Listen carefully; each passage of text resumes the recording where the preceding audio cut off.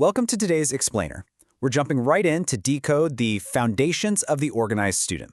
Listen, if you've ever found yourself totally exhausted by deeply frustrating, incredibly unproductive study sessions, the secret to academic mastery actually isn't about just trying harder. It's about physical organization. We're going to unpack the exact frameworks from our source material that prove how your physical space literally dictates your mental focus and how you can transform complete chaos into total clarity. So why do we fail at time management? I mean, we've all been there, right? Have you ever bought a fancy new planner, downloaded some incredibly complex productivity app, or set these super strict timers for your study sessions, only to totally abandon them like a week later? You're definitely not alone in that. We are constantly fed this idea that to be successful, we just need to manage our time better. But the source material completely flips this idea on its head. It asks us to make this huge critical mindset shift. The issue is almost never a lack of time. It's a lack of physical structure. We fail at time management because we're trying to manage this invisible thing, time, while completely ignoring the very visible thing right in front of us, which is our physical environment. You simply can't manage your schedule if you can't even manage the objects sitting on your desk. Okay, let's dive into this. Section 1. The lost pencil problem. We're going to look at the absolute root cause of daily homework frustrations.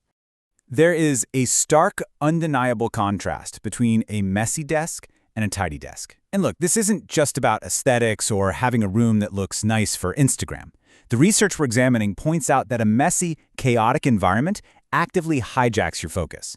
When your workspace is just cluttered with old papers, snack wrappers, and a random mountain of books, your brain actually has to subconsciously process all of that visual noise. It's an active cognitive burden that directly derails what you're trying to learn. On the flip side, the clarity of a tidy desk removes those visual distractions. It clears the runway, so to speak, allowing your mind to actually engage with the academic material rather than fighting your own room just to get started. It really just boils down to this. You can't finish your work if you spend all your time looking for a pencil. It sounds almost too simple, doesn't it? But think about how profoundly relatable this is. Picture this. You sit down, you're feeling totally motivated to finally crush that math assignment. You open the book, you look at the first problem, and then you realize you don't have a pencil.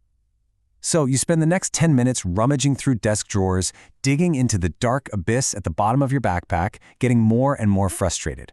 By the time you actually find a simple writing utensil, your motivation is completely gone. Your study session was sabotaged before it even began, all because of one missing tool. So the crucial point is we need a completely new paradigm to fix this. Let's move into Section 2, the foundational framework.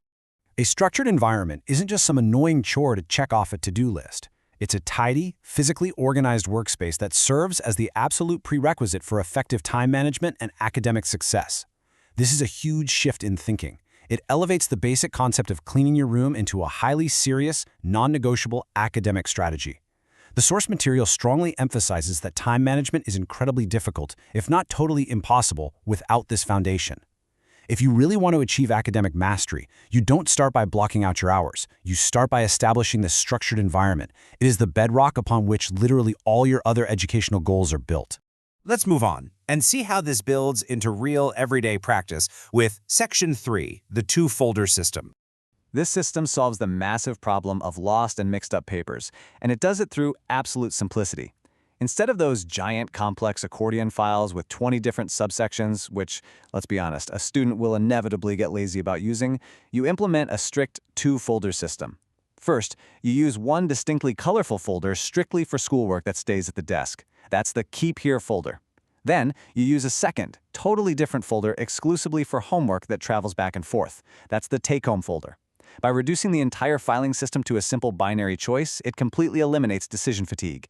It stops essential supplies and assignments from going missing and makes sure that physical structure stays intact. Now, setting up the system is only half the battle.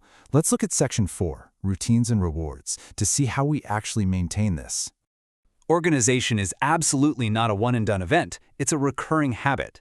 The source material provides this fantastic, actionable weekly activity called the backpack check. It's just two incredibly simple steps. Step 1, ensure folders are signed. Step 2, verify supplies are ready. That's it. It's a highly focused, extremely brief weekly checklist, but do not underestimate its power. Implementing this routine, say making it a Sunday evening habit, is the exact mechanism that keeps the entire system from completely collapsing under the weight of a chaotic school week. It resets the physical environment so that when Monday morning hits, the student is operating from a place of solid preparedness rather than just reacting to chaos. And hey, because maintaining routines can sometimes feel like a bit of a drag, the source introduces some truly brilliant motivation. Enter Deskalina, the mythical desk fairy who leaves treats for tidy workspaces. Injecting this quirky, playful narrative into the process works wonders, especially for younger learners. But you know, the underlying psychology applies to older students too. We all need a reward system for cleanliness. By associating the maintenance of a structured environment with positive reinforcement and a little bit of fun, it totally shifts the activity from being a punishing chore to an engaging, rewarding part of the week. It motivates students to independently maintain those clear desks, which ensures their focus remains incredibly sharp. As we wrap up this explainer, I really want to leave you with a provocative question. What could you achieve with the time you stop wasting? Think about the compounding effect of that lost pencil problem we talked about earlier. If you waste just 15 minutes a day searching for materials, untangling your backpack, or fighting through a messy desk, that adds up to hours of lost potential every single week. But by implementing the structured environments, the simple two-folder systems, and the weekly maintenance routines we've unpacked today, you reclaim all of that time. Imagine the educational milestones you can reach, the massive amount of stress you can eliminate, and the academic mastery you can unlock, simply by taking control of your physical space. It's an absolutely powerful foundation, and it is entirely within your grasp to start building it today. Thank you so much for joining me to explore this framework.